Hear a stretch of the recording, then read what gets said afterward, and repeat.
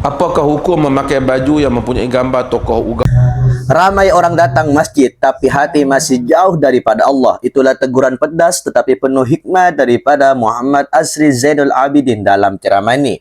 Beliau menyentuh tentang adab di masjid, budaya terlalu taksub kepada tokoh agama, hinggalah isu umat Islam yang semakin hilang rasa hormat terhadap rumah Allah. Ceramah ini bukan sekedar ilmu, tetapi satu peringatan keras untuk kita semua muhasabah diri sebelum terlambat. Selamat datang di channel Rafiki TV. Mari kita dengarkan ceramah yang sangat menarik yang mana disampaikan oleh Datuk Dr. Maza. Kita simak videonya dari sekarang. Ada pandangan Datuk tentang jemaah yang selalu bersembang dalam masjid ketika kuliah sedang berjalan. Begitu juga di luar masjid ketika kuliah berjalan. Ini ada...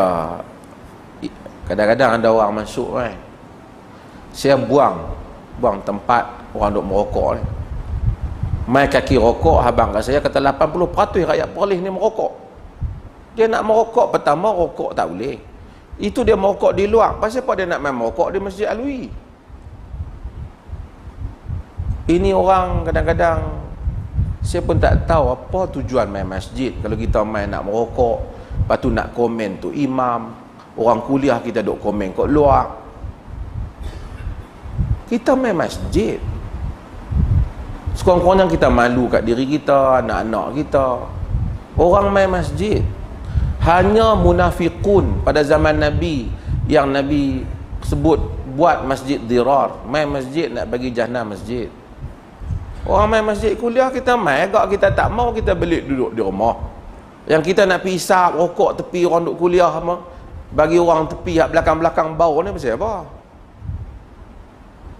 Itu pun baguslah masyarakat Melayu. Sepatutnya kita tengok orang akhlak macam ni. Macam ni punya akhlak pun boleh ada pada orang yang main masjid. Sebab tu main masjid ni cari redha Allah Ta'ala, bukan main nak buat benda-benda macam tu. Dia berkata pasal apa mufti pergi buang? Kita buang. Kita petak tempat ni untuk orang ibadat. Kalau nak jadi tempat orang nak maksiat, nak buat apa?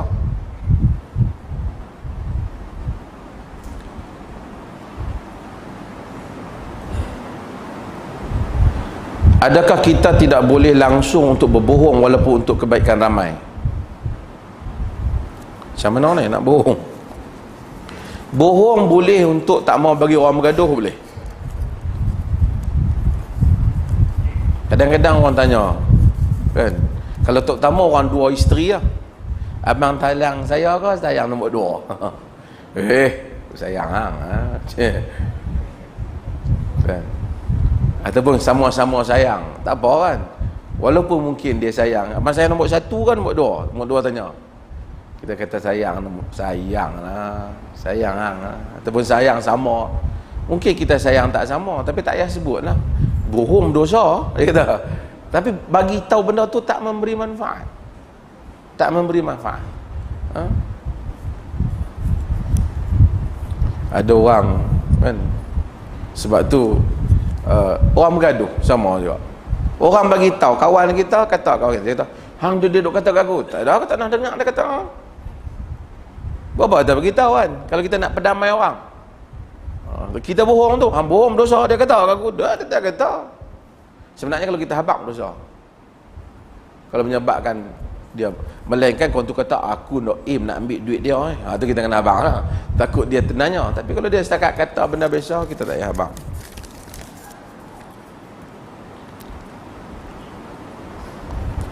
Apakah hukum memakai baju yang mempunyai gambar tokoh agama, sukan, politik? Tuan-tuan, agama ni dia bukan main untuk mengangkat tokoh untuk dipuja. Untuk Anda yang baru bergabung di channel ini, jangan lupa dukung dengan cara subscribe, like, komen, dan di-share agar kalian tidak ketinggalan video-video terbaru dari channel ini. Mari kita lanjutkan ceramahnya dari sekarang. Dalam agama ni untuk siapa? Allah dan Rasul. Tu pun Nabi Muhammad tak suruh orang lukis gambar dia ke apa. Tak. Ni bubuh katuk ke bubuh gambar. Apa? Gambar tu imam ke. Kan? Gambar siapa gambar. Bubuh di baju. Kalau orang tak buat lah. Kalau tuan-tuan tengok ada orang bubuh gambar saya, habaq dia. Tak boleh. Kita tak puji individu ni. Tak apa, kita mungkin puji, tapi kita bukan puja dah. Orang Islam solat dia bersih lillahi ta'ala. Tokoh ni agama, mufti ke syekh, mungkin betul, mungkin salah. Bukan dia Nabi 100 dia cakap 100 jadi betul. Kadang-kadang mungkin dia silap, kadang-kadang mungkin dia salah. Boleh juga 10 dia cakap 6 salah pun boleh. Yang tak mungkin salah kitab dan sunnah. Kitab dan sunnah. Kitab dan sunnah. Sebab itu para ulama salaf kata, jika kamu nak contohlah biman mat, dengan siapa yang telah mati. Jangan mencontohi orang yang hidup. Yang mati siapa? Yang mati salafus salih. Tak apa. Benarkah Ibnu Battutah jumpa Ibnu Taimiyah dan menulis Ibnu Taimiyah itu bijak tapi gila? Pertama, kita nak kira dua benda. Orang komen orang. Siapa Ibnu Battutah? Ibnu Battutah, Rihlah Ibn Battutah, dia bukanlah satu orang alim besar. Dia seorang rahal. Seorang pengembara. Dia tulis benda yang sebahagiannya ada, sebahagian yang tak ada. Dia tulis banyak kubur-kubur di Syam, tak ada.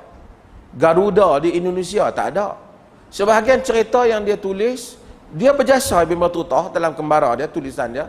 Sebahagian dia mungkin ambil daripada pengembara ataupun ambil khabar daripada orang yang berada di pelabuhan. Ni ada buku Ibn Battutah, orang tanya ni, Rihlah Ibn Battutah buku dia. Khabar itu mungkin betul, mungkin tak betul. Mungkin sebahagian seperti yang disebut oleh Dr. Zaidan, kemungkinan besar orang lain tambah yang Ibn Battutah tulis itu. Buku Ibn Battutah. Saya buat satu contoh tentang Ibn Taimiyah lah. Ibn Battutah kata pada tahun 726 Hijrah, pada bulan Ramadan, pada bulan Rejab, dia telah pada bulan Sya'ban, dia melihat bahawasanya Ibn Taimiyah berkhutbah di Masjid Dimashq dan turun daripada Masjid Dimashq menyebut bahawasanya Allah Ta'ala turun daripada aras seperti mana dia turun daripada mimbar. Sedangkan semua anak murid Ibn Taimiyah, Ibn Kathir, Al-Zahabi, ni semua anak murid Ibn Taimiyah, menulis bahawasanya Ibn Taimiyah pada bulan Rejab lagi telah dimasukkan ke dalam penjara, ke dalam qal'ah pada tahun 726 Hijrah. Jadi siapa yang Ibn Battutah tengok? Jadi riwayat Ibn Battutah sebahagiannya tak boleh dipegang. Sebab tu wallahu ta'ala alam. Mudah-mudahan Allah Subhanahu wa ta'ala rahmati kita insya-Allah. Subhanakallah bihamdika asyhadu an la ilaha illa anta. Oh, ada soalan. Bolehkah orang Islam menyertai pesta songkran? Kita kan dah fatwa dah keluar kan. Nak serta pesta apa pun, kalau pesta tu bukan bersifat agama, tak apa. Yang tu dulu. Alhamdulillahirrabbilalamin. Akhirnya kita sudah bersama-sama menyimak, menyaksikan dan juga mendengarkan sebuah ceramah, sebuah pidato, sebuah pengajian, sebuah kajian yang sangat-sangat menarik sekali, dan tentunya banyak sekali ilmu-ilmu yang akan kita dapatkan. Dan tentunya banyak sekali pandangan-pandangan dari para ulama terhadap video yang sudah kita saksikan bersama. Yang mana ceramah tersebut barusan sudah disampaikan langsung dengan begitu tegas dan penuh keyakinan, yang disampaikan langsung oleh Dr. Datuk Maza. Maksudnya Datuk Dr. Maza. Dan kali ini geng, saya akan mengomentari video ceramah yang sudah disampaikan oleh beliau. Ceramah daripada Datuk Dr. Maza kali ini memang penuh dengan teguran yang menusuk hati. Banyak isu yang disentuh, daripada adab di masjid, hukum memakai baju bergambar tokoh agama, hinggalah tentang budaya ikut-ikutan yang boleh menjejaskan akidah. Dr. Maza tegaskan, masjid ialah tempat mencari ridha Allah, bukan tempat bersembang kosong. merokok, atau sibuk mengatak orang ketika kuliah berjalan. Kadang-kadang kita hadir ke masjid secara fisikal, tapi hati langsung tidak menghormati rumah Allah. Sedangkan adab di masjid itu mencerminkan iman dan akhlak seorang muslim. Beliau juga menjelaskan tentang budaya terlalu mengangkat individu agama. Dalam Islam, kita diajar mengagungkan Allah dan Rasul, bukan memujah tokoh, sebab manusia biasa tetap boleh silap walaupun tinggi ilmunya. Yang maksum hanyalah Al-Quran dan Sunnah Nabi. Sebab itu jangan terlalu fanatik kepada seseorang sampai semua kata-katanya dianggap pasti benar. Menarik juga bila Dr. Maza sentuh soal bohong demi kebaikan. Ada keadaan tertentu dibenarkan untuk mendamaikan manusia dan mengelakkan pergaduhan, asalkan bukan untuk menzalimi atau mengambil hak orang lain. Islam bukan agama yang keras tanpa hikmah, tetapi agama yang menjaga maslahat dan hubungan sesama manusia. Selain itu, beliau turut menjawab isu pesta songkran. Jika sesuatu perayaan mempunyai unsur keagamaan yang bercanggah dengan Islam, maka umat Islam tidak boleh turut serta. Islam mengajar kita menghormati agama orang lain tanpa perlu ikut ritual mereka. Hormat bukan bermaksud mencampur adukkan akidah.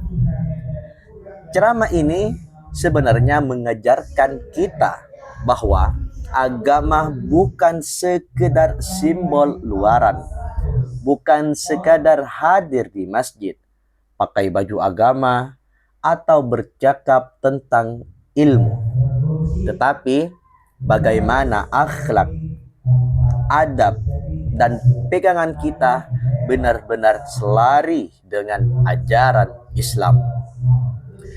Kesimpulannya, jadikan agama sebagai, kesimpulannya gengs, jangan jadikan agama sebagai budaya ikut-ikutan atau fanatik kepada manusia. Peganglah Al-Quran dan Sunnah sebagai panduan utama. Jaga adab di rumah Allah dan senantiasa muhasabah diri sebelum menilai orang lain. Kalau Anda setuju dengan teguran ini, tulis pendapat Anda di ruangan komen. Jangan lupa like, share, dan subscribe supaya lebih ramai dapat manfaat daripada perkongsian ilmu seperti ini.